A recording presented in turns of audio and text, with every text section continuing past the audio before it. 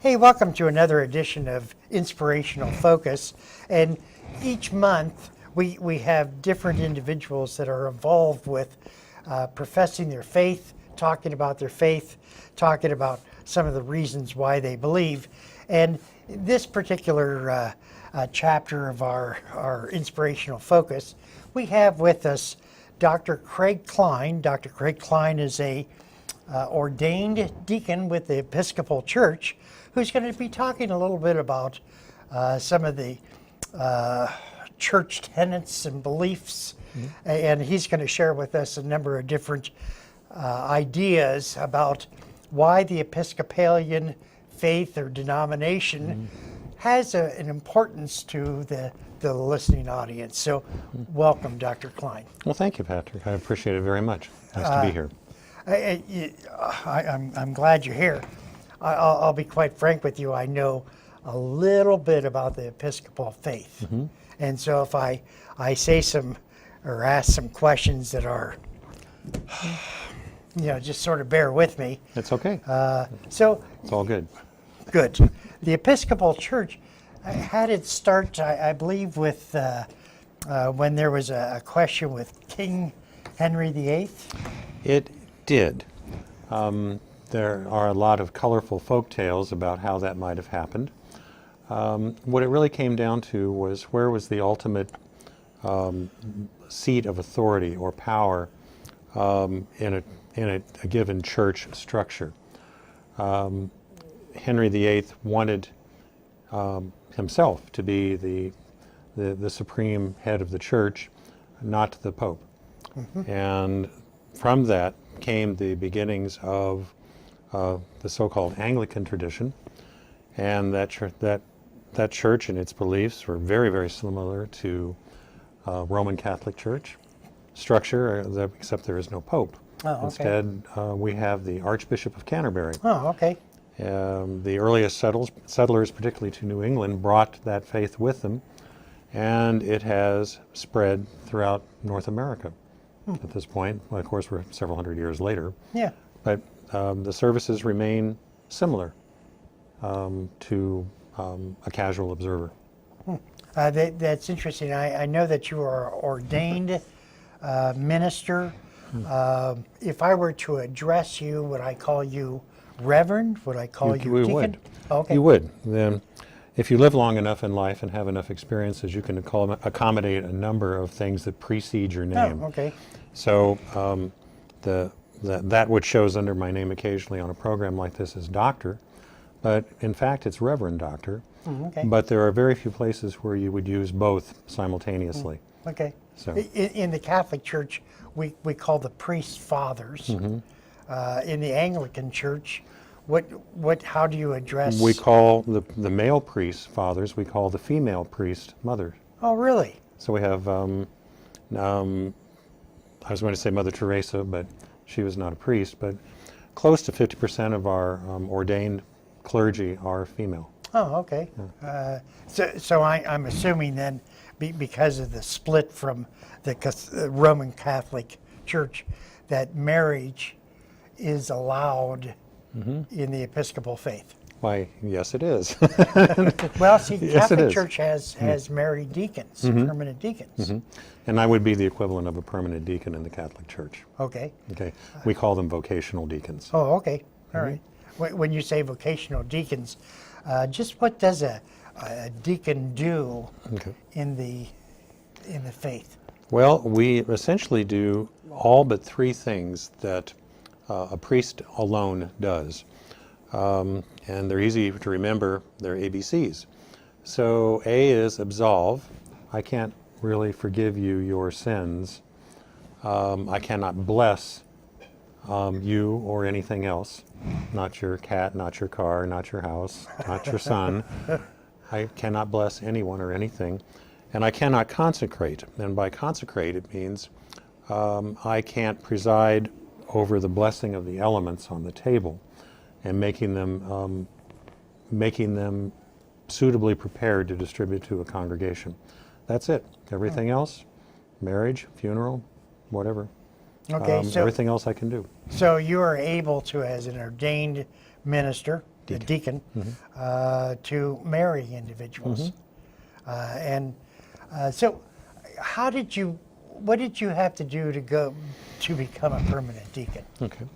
Well, a couple of things. One, little setup first. All priests must serve a period of time to be negotiated or determined as a deacon. Oh, I So see. that they always remember this part of their ministry, which is the servant leader kind of I see. position. The notion that there go my people, I must follow, Okay. kind of thing. So in my particular case, the language I would use is that I was called to love and serve as someone who serves others. I'm not there to so much educate in a formal way, but to provide an example and literally provide help where it seems to be needed. I go out into the communities where I am assigned, and I find needs that the individual parish or individual church unit, the one that I serve, can help meet whatever that need is, and come back and present to the congregation and to the priest and see if there can be some interest in helping whatever the situation is. One of the things that I truly believe is that everyone needs some kind of spiritual guidance.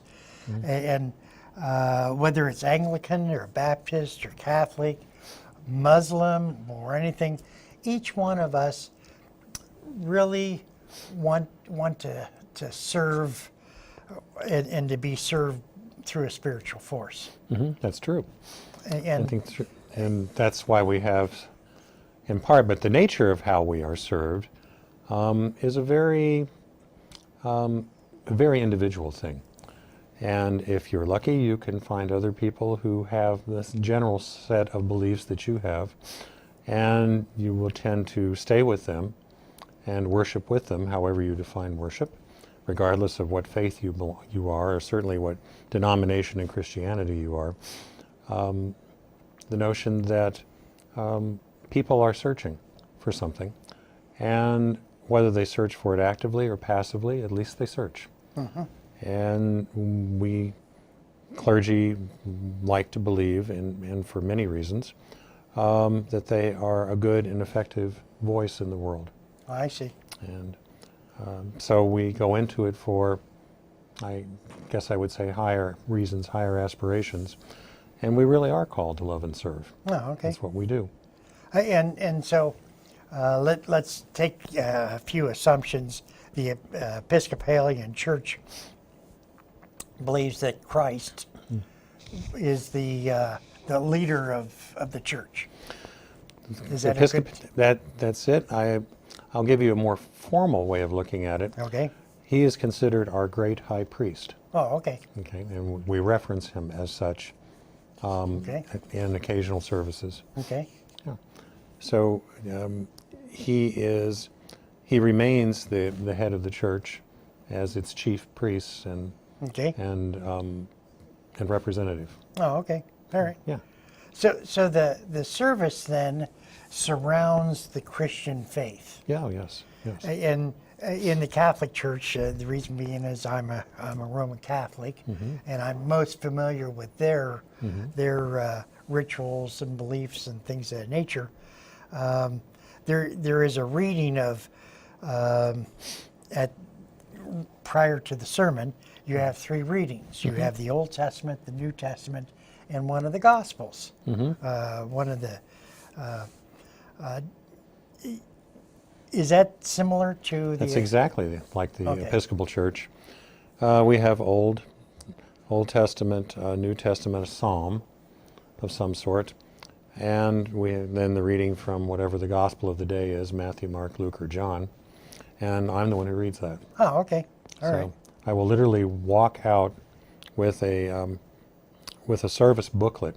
I'll walk out with a book of Gospels Oh, okay. and stand in the middle of the congregation and read in a loud voice for the entire space. Okay. So just out of curiosity, do you have set, for instance, with the Catholic Church, 1 year they go through the whole Gospel of Luke, then the next year the whole Gospel of Mark, Sure. and We do. You In know, fact, there are 3 years, right. and there are 2 tracks within each Yes. of those. So there are 6 possibilities. Generally, a church picks the track that it prefers. One track is more historical language, formal language from, say, half a century ago. The other track is far more contemporary. Okay. But the heart of it is the 3-year cycle. So you finish year A, and then you finish B, and then you finish C, and you start A all over again. Okay. Yeah. And I know that the Gospel of John is used during special events such as Lent or such as Christmas time. That's and, true. The structures, again, are very, very similar. Okay. Okay. All right. And so the same Gospels that you use are similar to the Catholic Church.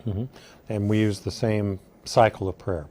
Okay. Anglican calendar of prayer has some variation from the Roman Church, but it parallels it most of the time. And so I would imagine that the Anglican Church, when it had a major dispute with King Henry VIII and with the Pope, it's my understanding that during that time period, there was a discussion of who had more authority. And King Henry VIII felt that the Roman Catholic Pope did not have the authority over him Well, certainly not in his country. in his country. Yes. So- And so there was sort of a split off. I think at about the same time, there was some Protestant reformations going on, and Martin Luther came along, for yes, example. yeah, and so there was many divergence of faiths within the Christian church. Sure. And most of those subsets, if you will, most of the groups that were forming, they formed in parallel to each other, not in conflict with each other, Oh, okay. and not in isolation from each other either. They formed in parallel ways. And most all of them made it to this country when this country was founded. They came as settlers. And other Christian denominations, for example, the Greek Orthodox Church, the Russian Orthodox Church, flourished in different places and in other ways. So not until much later did the examples of those denominations become reasonably widespread in this country. Well, that's very interesting. Yeah. And so, you know, in the Catholic Church, you have various different dioceses. Like, for instance, in our area, we are under the Columbus Diocese, which covers about 22 counties. And each of the counties have their own Catholic church. And so the priests that are assigned to those Catholic churches, etc., respectfully report to the bishop, not in, you know, I can give you a structure of the Episcopal Church. that would How be about great. that? That'd be great. Okay. The Episcopal Church in America is organized not unlike government as we understand it. Individual communities, our individual houses of worship, are known as parish. And up on the screen right now you see the standard logo that the Episcopal Church in America uses, and there's another version of it. You can generally find an Episcopal church in many towns without actually reading what name is on the door or on the sign, if there is one out in front, because the door will be painted bright red. Bright red. Bright red. That's interesting. It's certainly the case in Gallipolis and in the parish where I serve, which is in Chillicothe.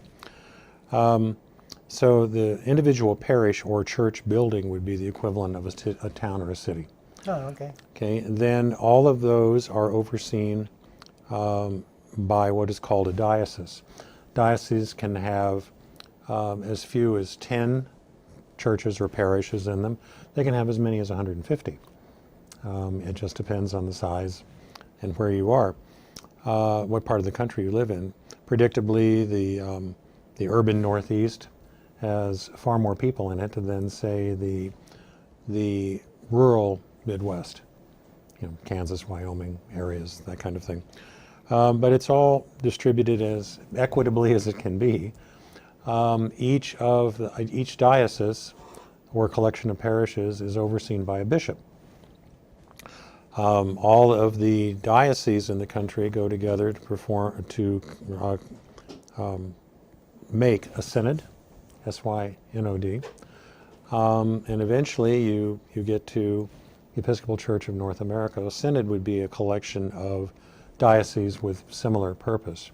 So the Central American dioceses, for example, are a different province than those in the United States. So that's a synod, a province or a synod.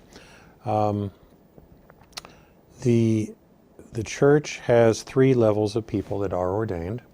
Again, this is men and women both. We have deacons who do the service work and the servant work. Priests, which are considered in many ways to be teachers and leaders of a congregation. And then we have bishops, all of whom were priests.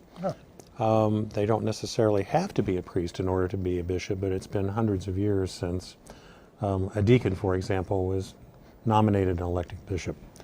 So we each have a role to play at our level of structure and government. Once every few years, people from all the dioceses, elected people from all the dioceses in North America get together, and in Central America too. And it is a truly democratic body. And when they gather, it actually is the largest single democratic voting group that gathers on the planet. I mean, thousands of people come together and everyone gets their vote according to the structure and the rules. So it becomes the largest democracy on earth for 2 or 3 weeks every 3 years or so. And it is. That's interesting. And so I'm assuming that similar to many different religions, Catholic included, that there is a structure to the service. Yes. So I'm going to hold something up now for people to take a look at. You may or may not.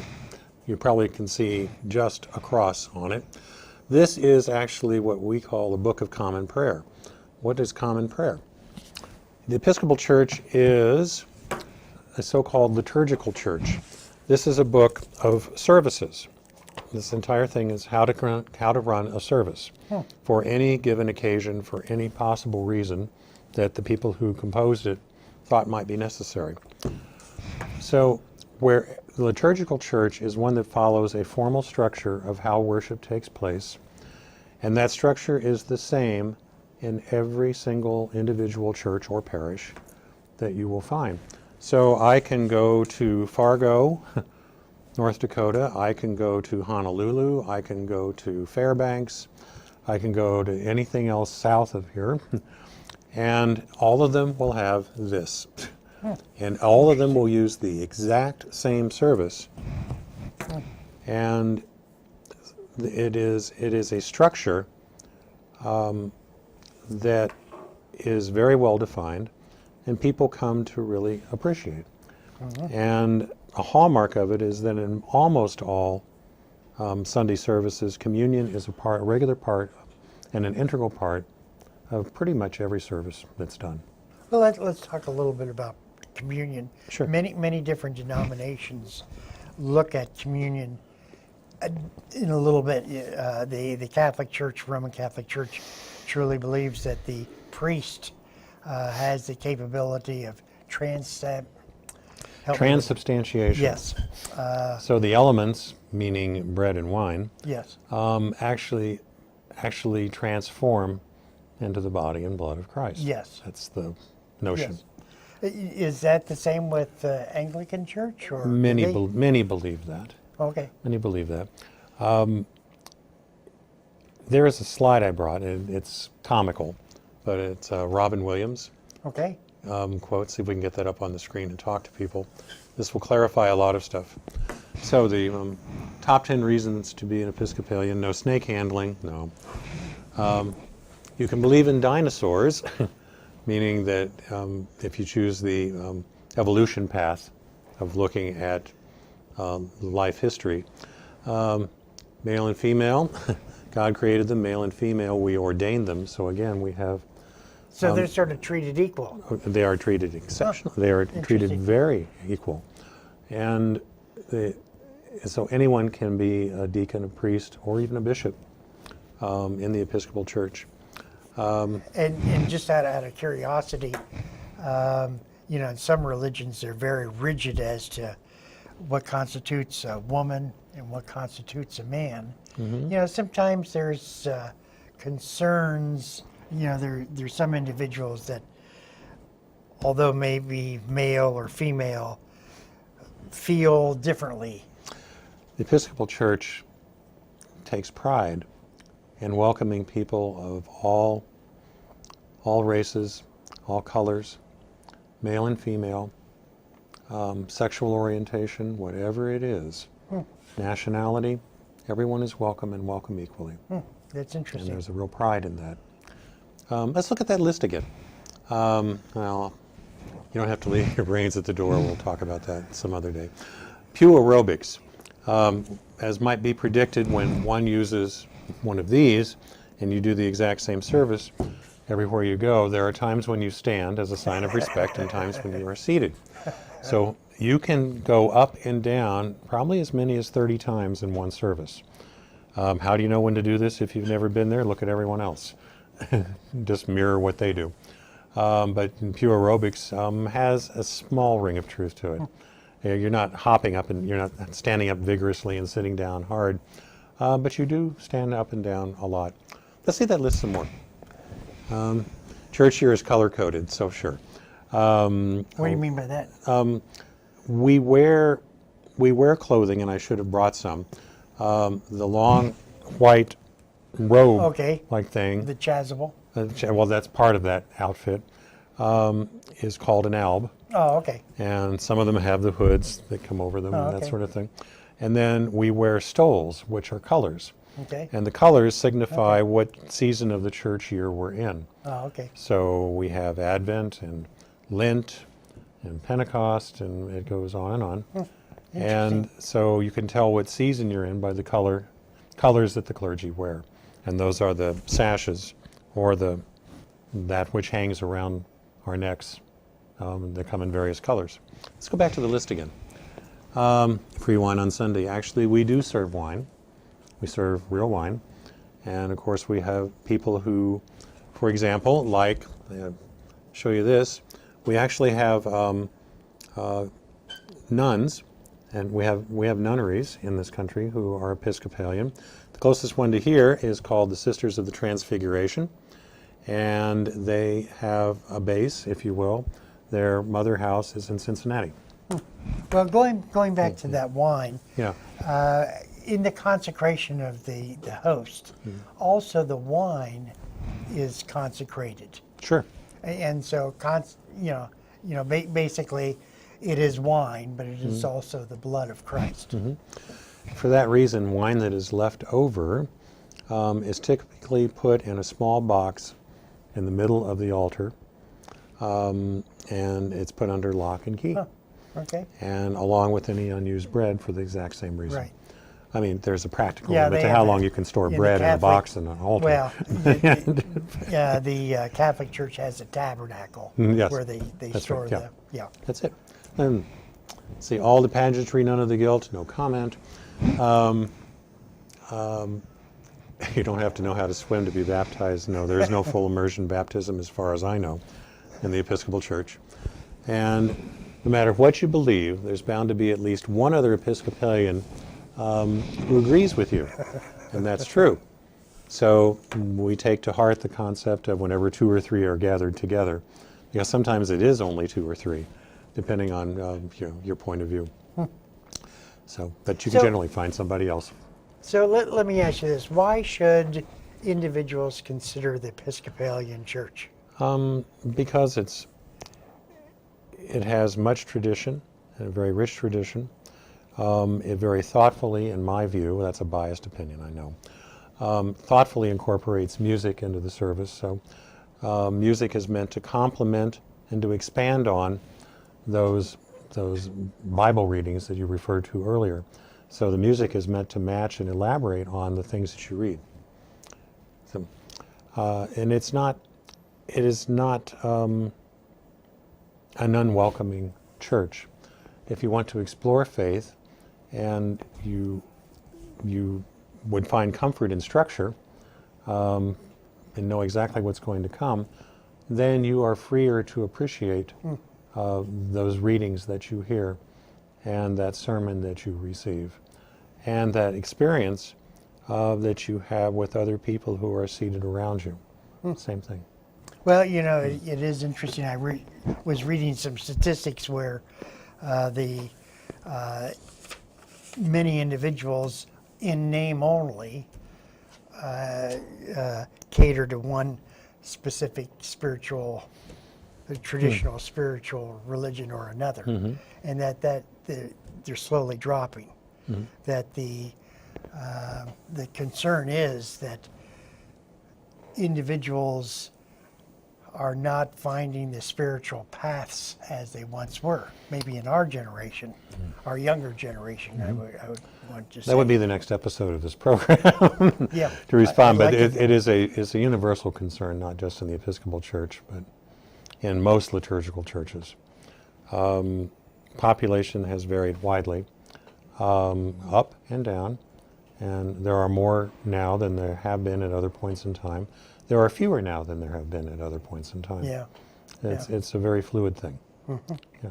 And you know, the one thing that I again believe is that everyone needs some kind of spiritual balance to their life. I think that everyone considers it, especially in places like Austin, where we had our general convention. That was the countrywide convention with that large Democratic group of people. That just happened a few months ago.